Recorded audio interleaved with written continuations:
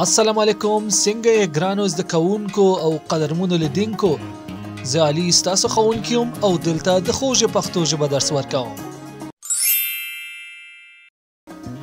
سلام عزیزان، وقتتان بخیر. در این درس می‌خواهیم به معرفی خودمان در زبان پشتو بپردازیم. چگونه نام خود را، کسوت و شهرت خود را، شغل خود را و این که از کدام منطقه هستیم و در کجا بود و باش داریم، همه اینها را در این ویدیو به زبان پشتو یاد خواهیم گرفت.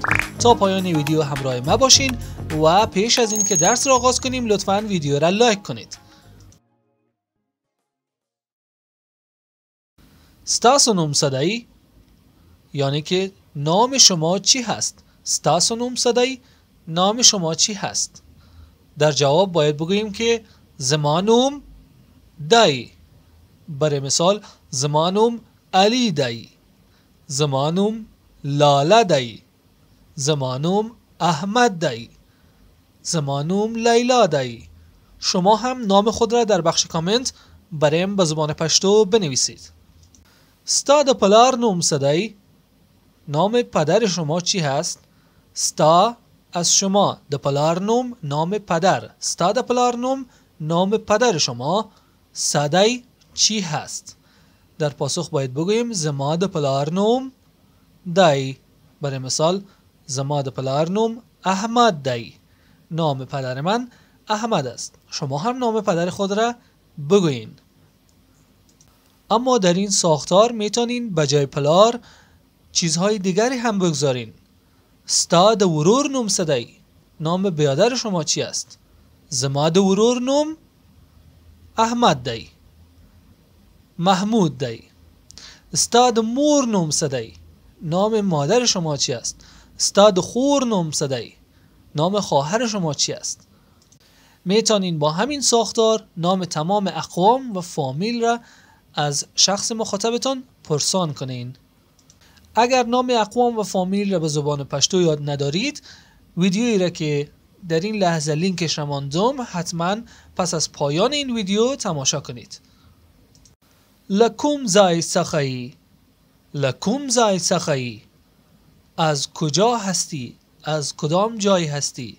لکوم از کدام، زای به معنای جای، سخایی هستی، از کدام منطقه و از کدام طرف هستی؟ در جواب باید بگوییم لا سخیم، لا کابل سخیم، لا قندهار سخیم، لا غزنی او بامیان سخیم.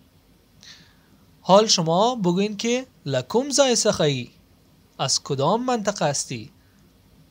اگر میخواین که حتما به خوبی درس را یاد بگیرین لطفاً اشتراک داشته باشین و در بخش کامنت برام بنویسین جواب ها را. تا سو کلنی، تا سو کلنی، شما چند سال را دارید؟ تو چند سال هستی؟ ز کلنیم، ز اتاویشت کلنیم، من 28 ساله هستم.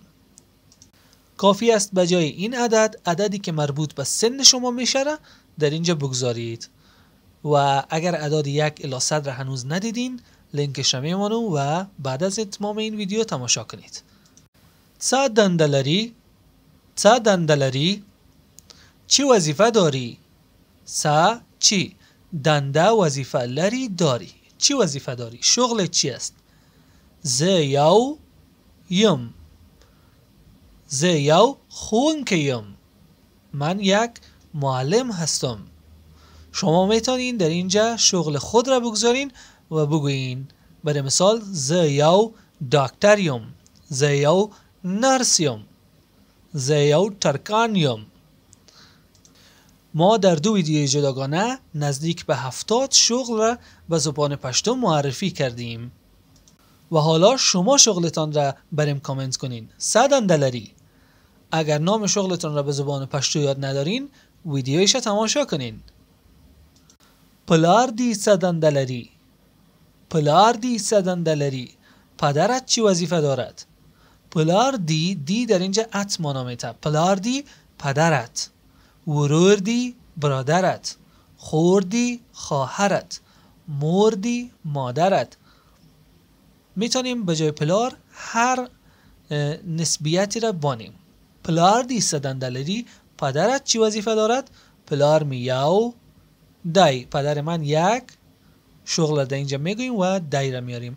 برای مثال پلار می یو دکتر دای، پدر من یک دکتر است. چرت جوان کوی؟ چرت جوان کوی؟ کجا زندگی میکنی؟ چرت با کجا جوان کوی زندگی میکنی؟ موگ کی جوان کو؟ ما زندگی میکنیم در کجا؟ برای مثال موگ کابل کی جوان کو؟ ما کابل زندگی میکنیم. موگ و یا موج غزنی کی جوان کو؟ موگ مزار کی جوان کو؟ ما مزار زندگی میکنیم. شما به کجا زندگی میکنین؟ چرت جوان کوی؟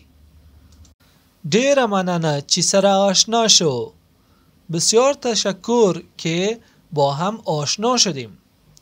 مننه زه هم خوشحال شم. تشکر من هم خوشحال شدم.